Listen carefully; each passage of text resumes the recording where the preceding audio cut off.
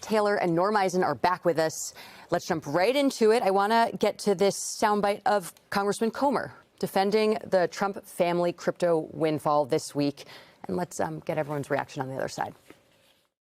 The difference between the way the Trump family is operating and the Biden family is they're admitting they're doing this. The president campaigned as a business guy. So as long as you disclose your income and disclose the sources, I think that's acceptable. This is the head of the Oversight Committee. That's the new rule of American criminal law. As long as you disclose it. I'm robbing this bank. Please take the money. Right, and let's also just contextualize this a little bit, which is that the Trump Organization's income has soared 17-fold to $864 million from $51 million a year earlier in the course of this presidency.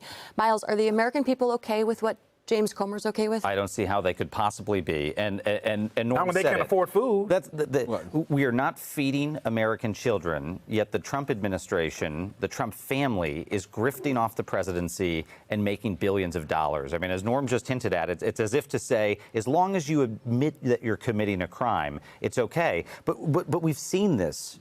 We've forecasted it for years with Donald Trump. The man who said I could shoot someone on 5th Street and get away with it has now institutionalized that as the policy inside the presidency. And they're doing it in wide open. And look, I think that this is still not even a big enough news story, is we have very obvious connective tissue between the president's foreign policy decisions, the White House regulatory decisions, and his personal business interests. This is why this is in the emoluments clause in the United States Constitution. This is why this was called out by the founders, because that type of corruption corrupts the entire executive system of the federal government. Norm, I have asked a couple people this weekend and last weekend because I want an answer, and I'm going to ask you now.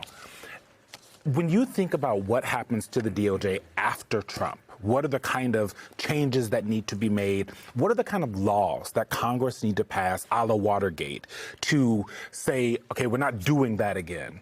What are those specific laws that you foresee that need to be changed? Well, it needs to start with the Supreme Court, because the truth is that our courts have performed very well. Judges of both political parties have pushed back on Donald Trump.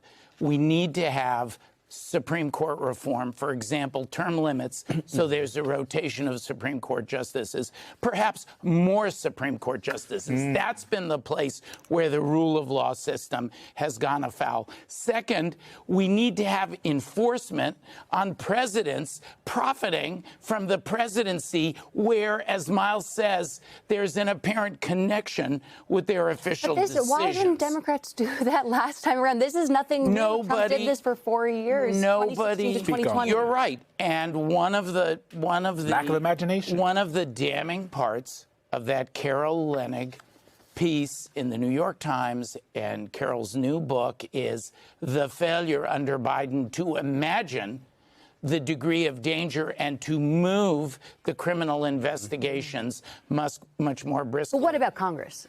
Look at however you may want to criticize the Democratic minority in Congress, look at the degree of corruption of Trump's enablers like James Comer.